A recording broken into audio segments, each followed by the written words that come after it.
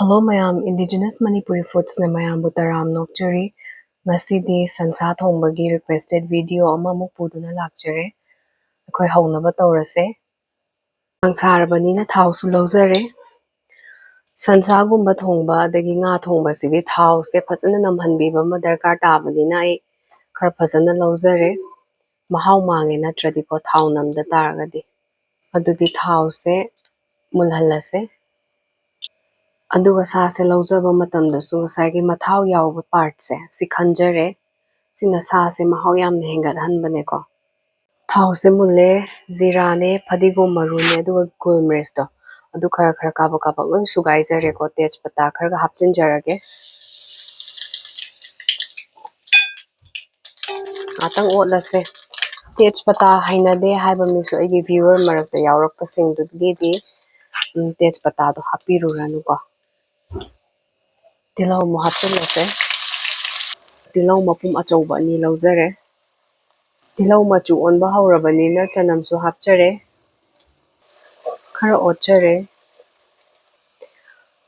ꯃꯔꯨ ꯃꯔꯥꯡ ꯃꯆꯜ ꯑꯁꯨꯕꯗꯣ ꯇꯤꯁꯄꯨꯟ 2 ꯈꯛ ꯍꯥꯞꯆꯤꯜꯍꯧꯔꯁꯦ ꯁꯤꯡꯁꯨ ꯍꯥꯞꯆꯔꯒꯦ ꯁꯤꯡꯁꯦ ꯈꯔ ꯌꯥꯝꯅ ꯂꯧꯖꯔꯦ ꯑꯣꯠꯂꯁꯦ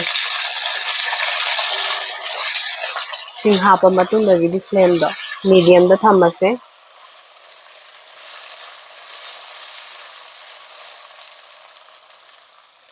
ꯐꯗꯤꯒꯣꯝꯒꯤ ꯃꯈꯣꯛ ꯑꯔꯤꯕꯗꯣ ꯍꯥꯞꯆꯤꯟꯖꯔꯒꯦ ꯁꯥ ꯃꯔꯣꯏꯁꯨ ꯈꯨꯗꯥꯞ ꯑꯃ ꯍꯥꯞꯆꯔꯦ ꯐꯖꯅ ꯑꯝꯇ ꯑꯣꯠꯁꯦꯀꯣ ꯑꯩꯒꯤ ꯚꯤꯗꯤꯑꯣ ꯑꯌꯥꯝꯕ ꯌꯦꯡꯕ ꯃꯤꯁꯤꯡꯅꯗꯤ ꯈꯪꯕꯤꯔꯝꯒꯅꯤ ꯁꯥ ꯉꯥ ꯊꯣꯡꯕ ꯃꯇꯝꯗꯗꯤ ꯃꯔꯣꯏꯁꯦ ꯍꯥꯟꯅ ꯐꯖꯅ ꯑꯣꯠꯄꯤꯕ ꯑꯗꯨꯒ ꯀꯨꯏꯅ ꯉꯧꯕꯤꯕꯁꯦ ꯌꯥꯝꯅ ꯗꯔꯀꯥꯔ ꯇꯥꯏꯀꯣ ꯃꯔꯣꯏꯁꯦ ꯐꯖꯅ ꯃꯨꯜꯂꯦ ꯑꯁꯤꯗ ꯑꯩꯅ ꯃꯤꯛꯁꯆꯔ ꯑꯃ ꯁꯦꯝꯖꯔꯦꯕꯀꯣ ꯁꯤ ꯀꯩꯀꯩꯅꯣ ꯍꯥꯏꯇꯥꯔꯒꯗꯤ ꯎ ꯃꯣꯔꯣꯛ 2 ꯍꯥꯞꯆꯔꯦ ꯆꯤꯂꯤ ꯄꯥꯎꯗꯔ ꯄꯦꯀꯦꯠꯇ ꯂꯥꯛꯄꯗꯣ ꯄꯦꯀꯦꯠ ꯑꯃ ꯍꯥꯞꯆꯔꯦ ꯑꯗꯨꯒ ꯑꯩꯈꯣꯏꯒꯤ ꯆꯥꯅꯕ ꯌꯨꯝꯗ ꯇꯛꯈꯥꯏꯖꯕ ꯃꯣꯔꯣꯛ ꯑꯉꯥꯡꯕꯗꯣ ꯑꯗꯨ ꯍꯥꯞꯆꯔꯦ ꯑꯗꯨꯒ ꯊꯨꯝ ꯍꯥꯞꯆꯔꯦ ꯌꯦꯡꯉꯪ ꯍꯥꯞꯆꯔꯦ ꯑꯗꯨ ꯈꯛꯇꯅꯤꯀꯣ ꯏꯁꯤꯡ ꯀꯞ ꯑꯃꯗ ꯏꯁꯤꯡꯗꯣ ꯁꯥꯍꯜꯂꯒ ꯐꯖꯅ ꯇꯤꯡꯖꯕꯅꯦ ꯍꯧꯖꯤꯛꯇꯤ ꯍꯥꯞꯆꯤꯟꯖꯔꯒꯦ ꯄꯛꯍꯧꯕꯗꯣ ꯑꯗꯨꯁꯨ ꯈꯔ ꯍꯩꯖꯤꯟꯖꯔꯦ ꯍꯧꯖꯤꯛꯇꯤ ꯍꯥꯏ ꯐ꯭ꯂꯦꯝꯗ ꯊꯝꯕꯤꯕ ꯌꯥꯔꯦ ꯉꯥꯛꯇꯪ ꯐꯖꯅ ꯉꯧꯁꯦ ꯃꯔꯣꯏꯁꯦꯀꯣ ꯁꯟꯁꯥ ꯊꯣꯡꯕꯁꯦ ꯃꯈꯜ ꯃꯈꯜ ꯌꯥꯝ ꯂꯩꯌꯦ ꯑꯩ ꯇꯝ ꯇꯝꯅ ꯁꯨꯝ ꯍꯥꯞꯆꯔꯛꯀꯦ ꯉꯁꯤꯒꯤꯁꯤꯗꯤ ꯔꯤꯀ꯭ꯋꯦꯁꯇꯦꯠ ꯚꯤꯗꯤꯑꯣꯅꯤ ꯏꯅꯥꯎ ꯑꯃꯈꯛꯅ ꯇꯧꯕꯤꯔꯛꯄꯅꯦ ꯌꯥꯝꯅ ꯊꯥꯒꯠꯆꯔꯤ ꯆꯅꯝ ꯃꯄꯨꯝ 2 ꯈꯛ ꯍꯥꯞꯆꯤꯟꯖꯔꯦ ꯗꯔꯀꯥꯔ ꯇꯥꯕꯒꯤ ꯃꯇꯨꯡ ꯏꯟꯅ ꯁꯨꯝ ꯑꯣꯠꯁꯦ ꯃꯔꯣꯏ ꯉꯧꯕꯒꯤ ꯁ꯭ꯇꯦꯞꯁꯤꯗꯤ ꯁꯥ ꯉꯥ ꯊꯣꯡꯕꯗꯒꯤ ꯏꯟꯖꯥꯡ ꯊꯣꯡꯕꯁꯤꯗ ꯈ꯭ꯋꯥꯏꯗꯒꯤ ꯃꯔꯨꯑꯣꯏꯕ ꯁ꯭ꯇꯦꯞ ꯑꯃꯅꯤ ꯍꯥꯏꯅ ꯑꯩꯅꯗꯤ ꯂꯧꯖꯩꯀꯣ ꯀꯩꯒꯨꯝꯕ ꯁꯤꯗ ꯃꯔꯣꯏꯁꯦ ꯀꯥꯈꯤꯕ ꯈꯣꯠꯈꯤꯕ ꯇꯧꯔꯒꯗꯤ ꯄꯨꯔꯥ ꯏꯟꯖꯥꯡꯗꯨꯒꯤ ꯃꯍꯥꯎꯗꯣ ꯆꯦꯟꯖ ꯇꯧꯍꯟꯕ ꯉꯝꯃꯦ ꯃꯍꯤ ꯍꯥꯞꯄꯗꯣ ꯈꯔ ꯃꯈꯩꯗꯤ ꯀꯪꯊꯔꯦ ꯑꯗꯨꯒ ꯊꯥꯎꯁꯦ ꯃꯊꯛꯇ ꯇꯥꯎꯈꯠꯄ ꯍꯧꯔꯛꯑꯦꯀꯣ ꯃꯩꯁꯦ ꯃꯤꯗꯤꯌꯝꯗ ꯂꯩꯊꯖꯔꯒꯦ ꯃꯤꯅꯤꯠ 5-10 ꯉꯧꯖꯔꯦꯀꯣ ꯃꯔꯣꯏꯁꯦ ꯌꯦꯡꯁꯦ ꯐꯅꯌꯥꯝ ꯄꯠꯊꯔꯕꯅꯦꯀꯣ ꯍꯧꯖꯤꯛꯇꯤ ꯁꯥꯗꯣ ꯍꯥꯞꯆꯤꯟꯅꯕ ꯇꯧꯔꯁꯦ ꯑꯩꯈꯣꯏꯅ ꯌꯥꯔꯅꯤ ꯍꯥꯏꯁꯦ ꯀꯃꯥꯏꯅ ꯈꯪꯒꯦ ꯍꯥꯏꯕꯗ ꯁꯤꯗ ꯊꯥꯎ ꯇꯥꯎꯈꯠꯂꯛꯄꯁꯦ ꯁꯤꯗ ꯈꯪꯗꯣꯏꯅꯤꯀꯣ ꯃꯔꯣꯏꯁꯦ ꯐꯖꯅ ꯌꯥꯔꯦ ꯍꯥꯏꯕꯁꯦ ꯃꯌꯥꯝꯅꯁꯨ ꯍꯦꯟꯅ ꯈꯪꯕꯤꯔꯝꯒꯅꯤ ꯃꯌꯥꯝꯅ ꯆꯦꯅꯦꯜ ꯑꯁꯤꯕꯨ ꯅꯨꯡꯁꯤꯕꯤꯗꯨꯅ ꯁꯕꯁꯀ꯭ꯔꯥꯏꯕ ꯇꯧꯕꯤꯕꯒꯤꯗꯃꯛꯇ ꯌꯥꯝ ꯊꯥꯒꯠꯆꯔꯤ ꯑꯗꯨꯒ ꯑꯐ ꯑꯐꯕ ꯀꯣꯃꯦꯟꯠꯁꯨ ꯌꯥꯝ ꯄꯤꯕꯤꯔꯛꯑꯦꯀꯣ ꯑꯗꯒꯤ ꯁꯖꯦꯁꯟꯒꯨꯝꯕꯁꯨ ꯁꯨꯝ ꯍꯥꯏꯕꯤꯔꯛꯑꯦ ꯌꯥꯝ ꯍꯔꯥꯎꯋꯦ ꯃꯌꯥꯝꯁꯦ ꯎꯕꯗ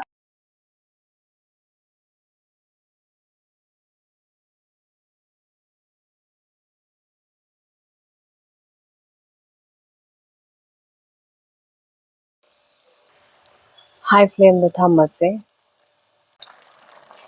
ꯃꯤꯅꯤꯠ 10 ꯃꯨꯛꯇꯤ ꯉꯧꯖꯔꯦ ꯃꯍꯤꯁꯨ ꯐꯖꯅ ꯊꯣꯔꯛꯑꯦꯀꯣ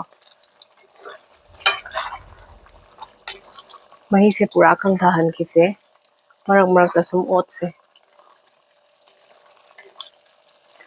ꯑꯩꯈꯣꯏꯗꯤ ꯁꯟꯁꯥꯁꯦ ꯊꯣꯡꯕ ꯃꯇꯝꯗ ꯄꯤꯁꯁꯦ ꯌꯥꯝ ꯆꯥꯎ ꯆꯥꯎꯅ ꯀꯛꯇꯦꯕꯀꯣ ꯁꯤꯒꯤ ꯁꯥꯏꯖꯁꯤꯗ ꯕꯥꯏꯠ ꯁꯥꯏꯖ ꯍꯥꯏꯇꯥꯔꯦ ꯁꯤꯗ ꯂꯣꯏꯅ ꯀꯛꯆꯩ ꯁꯥꯁꯦ ꯈꯔꯁꯨ ꯀꯟꯒꯜꯂꯤꯗꯅꯀꯣ ꯃꯥꯒꯤꯗꯤ ꯃꯨꯟꯕ ꯃꯇꯝꯗꯁꯨ ꯌꯥꯝ ꯀꯨꯏꯅ ꯆꯪꯕꯅꯤꯅ ꯈꯔ ꯁꯨꯝ ꯀꯨꯞꯅ ꯀꯛꯆꯔꯦ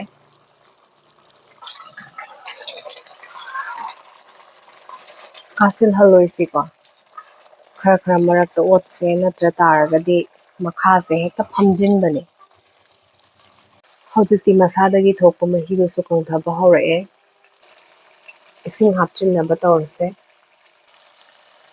Mahisidi khara yamna sum hapchage ko. Munbada yam kuina changbanina. Masadagi thorakpa mahido kangthaba ngaibadasu minute 45-50 adumaina sum changeba ko. Sansha sidi magi rubbery texture ama leidana ko thonga kanda phasana munda taragadi. Aduna phasana thongse. Hojikti makum kuppaga sawhanjarage. Marak marakta sum hangdoga check tawjage ko. 40 minute muk sure ko sawra ise makumda lauthokjare. Marak marakta sum otchabane ko. Mahisu phanayam budi kangthare adubu sawhankige yam watli sa se thotpa budi haureba ko.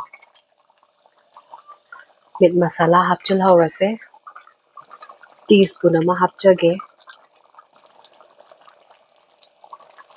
Hojikti amuk makum khumjilaga sawhanjage. Makum khumadi akanba sagidi yam phai thuna thotpanina ko.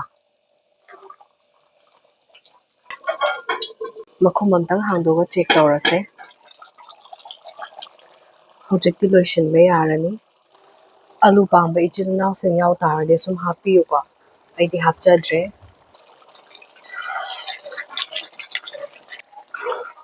Hojikti aroibagi maroi mapang chaisinjarage. Flame do off tawjare. Fadigongo sa maroi ga chaisinjare. Garam ga meat kado mix tawraga teaspoon ama laujare. Otcharage. Aduga makum khumjilaga minute amani thamjage aduga plating tawjarage.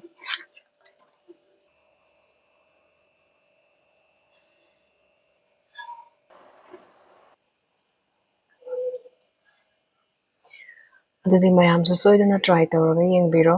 Channel asibu nungsibiduna subscribe, comment, like, share, hype tawba kaubigano. Adudi mathangi blog ta amu unarase. Khurumjari mayam.